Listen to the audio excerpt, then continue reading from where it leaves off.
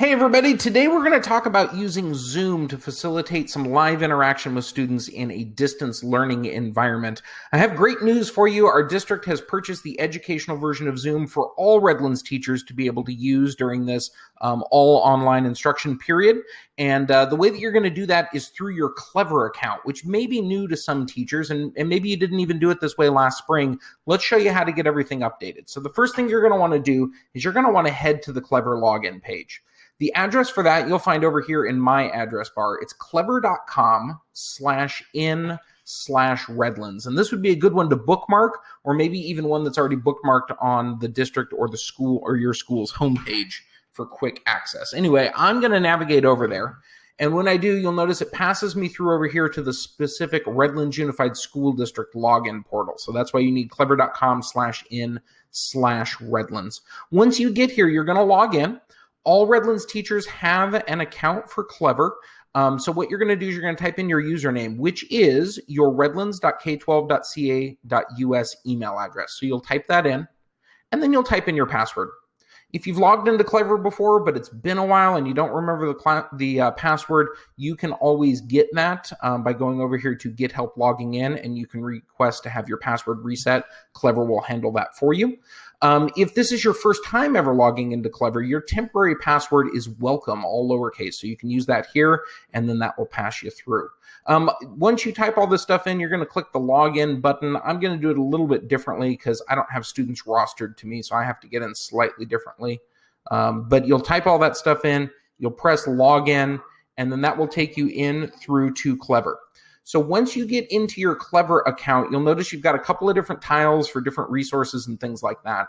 The one that you're going to be looking for as a teacher is this Zoom button over here. And when you click this Zoom button, one of two things will happen. Either Zoom already knows who you are. You've already linked your Zoom account and your Clever account, and it'll pass you right through. Or when you click that button, Zoom might say, hey, I don't know your previous Zoom account, so I want to get that thing linked together. So you might have to do something where it asks you to upgrade, or it asks you to link or to sync or something like that. I've already done the process, so you'll notice I didn't get that here. But you might have to do that one time, especially if you just went to Zoom and created an account last year for distance learning instead of going through Clever first. Going forward, in order to get the paid features that the school district is providing, you'll need to log in through Clever, and that will take you over here to your Zoom account and get those two things linked up. Once I'm over here in Zoom, you'll notice that it is my account. I've got my name right over here, and you'll also notice that my sign-in email is over here, and that is, in fact, linked to my redlands.k12.ca.us account. That way, Clever and Zoom can kind of sync and talk to each other. So that's the first step, is you're going to want to head over to Zoom. Once you get to Zoom, you're going to be interested in scheduling meetings. These will be the sessions that you can use to be able to meet with students. There's two ways to do that in Zoom. One is to move to the upper right-hand corner and click Schedule a Meeting. You've got that option right over here. The other is you can go to the left-hand menu where it says Meetings, and if you click here, you will see a list of all of your meetings, including the ability to schedule a new meeting.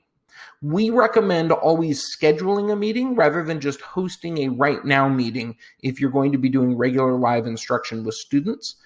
That way you get all of the features when you schedule a meeting. Hosting a meeting live right now will allow you to create a live quick meeting if you just need to get together for a couple of seconds, but it doesn't give you the full suite of tools that a scheduled meeting would provide. So let's talk about how you're going to host a meeting, and let's get you started with your first one. You're going to click Schedule a New Meeting. And when you do so, you're going to get this portal over here that will walk you through how to schedule this meeting. So the first thing you can do is you can give this a topic. My topic is going to be Period 1. And this is the meeting that I'm going to set up for my Period 1 class. So that's the topic I'm going to give it, but you can pick whatever name you want. When is this going to happen? Well, I'm going to set this thing up to happen. Let me click on the little calendar here. I'm going to set this thing up to happen on Wednesday. And this is going to be starting, I could just pick my time here. This thing is going to be starting at 8 a.m. is what I want to pick for this. Now, I will tell you right now, this is just kind of like an estimated schedule. You can actually start a meeting before this time. You can start a meeting after this time. It's just what Zoom will use to kind of organize everything. So don't sweat it too much. All right, duration. I'm going to go with 1 hour. You can be more specific if you want to set the hours and the minutes right here. That is your choice. All right, time zone. By default, Pacific. That sounds good. Now, if you want to set this thing up to recur over and over and over again, you can click recurring meeting and you can set this thing up. I will tell you, though, that you don't have to necessarily set a recurring meeting. You could set this meeting up once, and then you can come in and you can edit this meeting and use these over and over again. Or you can schedule a new meeting for each time you're going to meet with your students. It's totally up to you. Registration, do not turn this on. It's not going to be required. Our students do not have Zoom accounts, and so we're not going to require them to register for these sessions. Meeting ID, we do want it to generate automatically, so we're going to leave this selected. That gives us nice security features. The passcode does need to be enabled, so you're going to leave this checked. It's on by default. This gives us security so that nobody can get into our meeting without having the passcode. And waiting room is also turned on by default. You do want to leave that on, so don't adjust that setting. Most of these defaults you can just leave. All right, video, we're going to leave that the way it is. Audio, we're going to leave that the way it is. And we're going to come down here to meeting options. This is our last set of things to do. Do we want students to be able to join before the host? No. So I'm going to leave that one off. Do we want to mute participants upon entry? I recommend this one for most classes. That means when your students get approved to join your session, their mic will be automatically muted until they unmute it. And this is one of those good practices to use in a class maybe with 30 students where we don't want everybody's mics on all at the same time. So we can help them out by having them muted upon entry.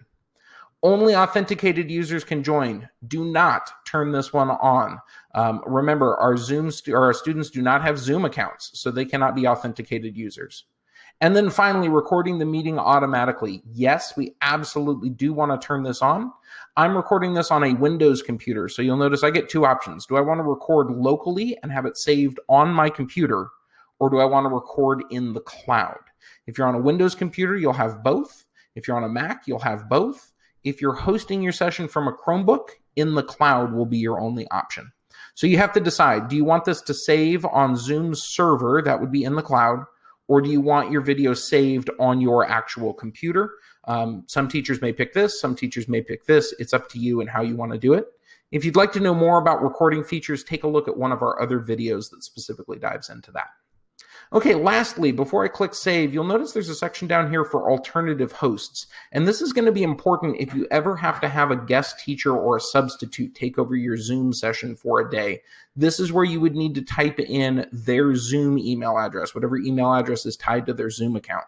For Redlands teachers, that's going to be the email address that ends with redlands.k12.ca.us. That's why we need to go through our Clever accounts for sure. So all you would do is you would type in your sub's email address. And then when they go to log into their Zoom account, they will see this meeting show up for them as one that they can facilitate and host for students. Once you get all of this configured the way that you want it to, you're going to go ahead and click the Save button. And after you click Save, then you will be taken over here to this page that shows you all of the details for your meeting. So here's my topic, period 1. Here is my meeting ID. Here is the passcode, and right now it's not showing, but if I click show, you'll notice it turns on over there. Waiting room is enabled. So everything is all set up. The next question that you probably have is, how do I share this stuff out with my students? To share your Zoom meeting with your students, you have two options. One is this link right here is a live link that will take students directly to your Zoom session. So one thing teachers will do is they may want to come back and copy this. Just highlight that whole thing. Copy that whole link. And then head on over here into Google Classroom.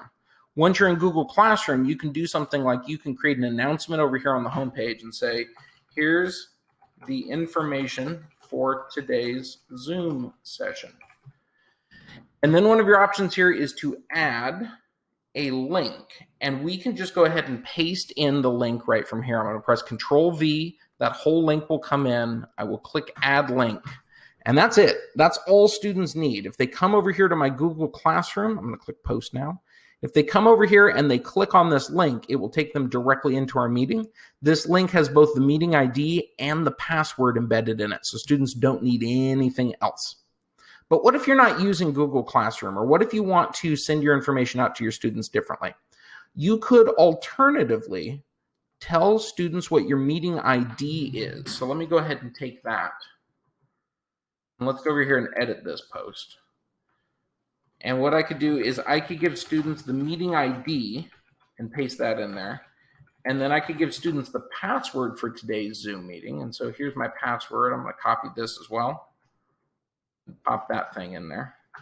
And then I could tell students just to go to zoom.us and to use that. And so if I didn't want to give students a direct link, I could just tell students, hey, to attend our meetings, you need to go to zoom.us. They would go to that website, that URL. And once they're there, they would be asked for the meeting ID. They could type that in. They would be asked for the password. They could type that in, and they'd be able to join our session that way. So I think, by and large, giving them this direct link is the best way to go. But some teachers may prefer to give students meeting IDs and passwords as a way for them to get over to that session. So that's how I can post all of that up for my students. Okay, so let's fast forward into the future. We've scheduled this. Now it's time for our session. What are we going to do? How do we get our students into this session? How do we facilitate this? Well, again, I'd go back to Clever. I'd hit this Zoom button, which would pass me through over here into Zoom. I'd probably be over here on my profile page. I've already scheduled the meeting. I'm ready to host it today. So what I'm going to do is I'm going to go over to meetings. I'm going to notice that I have an upcoming meeting for period 1 over here. And then you'll notice you have a start button that you can click to get this meeting started. Or if you're already in here viewing all of the details from this meeting, where we got this hyperlink that we were able to copy and paste for students, over here I can click this blue Start This Meeting button as well. And when I click it, this will launch the meeting. Once I launch the meeting, it will run a little piece of software. Zoom needs to run some software in the background in order to facilitate this. So I'm going to say yes, go ahead and launch the software. If it wasn't previously installed, I've got to get it installed.